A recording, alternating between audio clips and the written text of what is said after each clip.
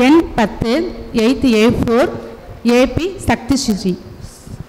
நெருப்பிலே பிறந்து தென்னன் புகழிலே கிடந்து சங்கத்து இருப்பிலே இருந்து வைகை ஏட்டிலே தவழ்ந்து ஓரென மறுப்பிலே பயின்ற பாவையே என் தமிழ் தாயே உனக்கு முதல் வணக்கம். பேச்சு போட்டிக்கு வந்ததோர் அழைப்பு, போட்டிக்கு தரப்பட்டது நல்லதோர் தலைப்பு.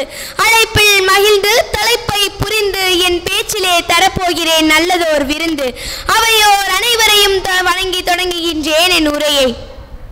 கனவு காணுங்கள் என்று அப்துல் கலாம் கூறியிருக்கின்றார். அந்த கனவு நமக்கானதாக மட்டுமில்லாமல் நாட்டுக்காகவும் இருக்க வேண்டும்.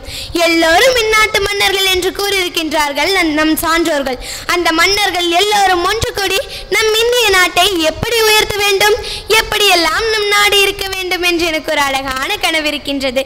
அப்படிப்பட்ட என் கனவு இந்தியாவை பற்றி தான் இன்று நான் பேச வந்துள்ளேன். ஆம், நான் இன்று எடுத்துக்கொண்ட தலைப்பு என் கனவு இந்தியா. மணி நீரும் மண்ணும் மழையும் அணிநிலர் காடும் உடையது அரண் என்ற வள்ளுவரின் கூற்றுக்கிணங்க அத்தனை சிறப்பம்சங்களையும் என் இந்திய தேசம் கொண்டுள்ளது. என் இந்திய தேசமானது மிகவும் அழகான இயற்கை வளங்களையும் தன்னகத்தை கொண்ட நாடாகும். தனித்துவமான பண்பாடு கலாச்சாரத்தையும் கொண்டுள்ளது.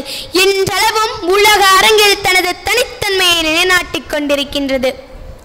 வறுமையற்ற வலிமை மிகுந்த கல்வி அறிவு மிகுந்த ஊழலற்ற பயங்கரவாதம் வெறுக்கப்பட்ட சாதி மதம் போன்றவற்றால் தம்மை பிளவுபடுத்திக் கொள்ளாத இப்படி ஒரு ஒளி மிகுந்த இந்தியாவை தான் நான் காண விரும்புகின்றேன். இது என் கனவாக இருக்கலாம், ஆனால் நாம் ஒன்று கூடி முயன்றால் நம் கண்ணெதிரிலே நிஜமாய் காண முடியும். இமயம் முதல் குமரன் வரை ஆறுகளால் இந்தியா இணைக்கப்பட வேண்டும். சாதி மதம் மறந்து மனிதர்கள் அனைவரும் சகோதரர்களாக சங்கமிக்க வேண்டும். உயர்ந்தவன் தாழ்ந்தவன் மனிதரில் இல்லை, அனைவரும் இதனை உணர்ந்திட வேண்டும். உலகில் பிறந்த மனிதர்கள் அனைவரும் சமம், உலகம் அறிந்து உணர்ந்து மாறிட வேண்டும். அண்டை மாநிலங்கள் அனைத்தும் மனமாறி அன்பு காட்டி மகிழ்ந்திட வேண்டும். என் கனவுகளின் இந்தியா அமைதியும் நல்லிணக்கமும் கொண்டிருக்கும். நாட்டின் நிர்வாகத்தில் நேரடியாகவும் மறைமுகமாகவும் அவரவர் பங்கு இருக்கும்.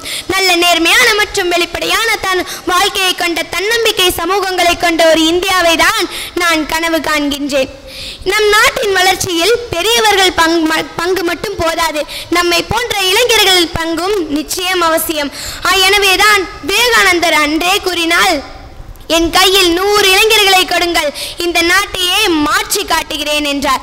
ஒரு நாட்டின் வளர்ச்சியில் அந்த நாட்டின் வளர்ச்சி என்று கூறுவதை விட அந்த நாட்டின் இளைஞர்களின் வளர்ச்சி என்றே கூறலாம். இல்லாமை இல்லாத நிலையும் எல்லாரும் எல்லாமும் பெற்ற நிலையும் இங்கு இருக்கும். விளையாட்டு துறையிலும் அனைவருக்கும் மதிப்பு கொடுத்து அவர்களின் திறமைக்கு மதிப்பு கொடுத்து அவர்களை ஏற்றிவிடும் ஏணியாக இந்தியா இருக்கும். காசி நகர்ப்புலவர் பேசும் முறைதான் காஞ்சியில் கேட்பதற்கு ஒரு கருவி செய்வோம் என்ற கனவு இன்று எப்படி நிஜமானதோ அதே போல நான் கொண்ட கனவு இந்தியாவும் ஒரு நாள் நிஜமாக மாறும் என்ற நம்பிக்கையில் என் உரையை முடிக்கின்றேன். விழுவது எழுவதற்கு, தொழுவது தொடர்வதற்கு, படிப்பது விழிப்பதற்கு, துடிப்பது முடிப்பதற்கு, வாயுண்டு சுவைப்பதற்கு, நல்ல வார்த்தைகள் கதைப்பதற்கு, செவிகளோ இனிப்பதற்கு, செந்தமிழை கேட்பதற்கு, உயிரெல்லாம் இறைவனப்பு உள்ளத்தில் அதை செதுக்கு, அன்பெனும் விதை விதைத்து வளர்த்திடு அரவணைத்து, பேசினேன் தலைப்படுத்து கேட்டீர்கள் செவிமடுத்து, நிறுத்துகிறேன் பேச்சை முடித்து, அனைவருக்கும் நன்றி தொடுத்து.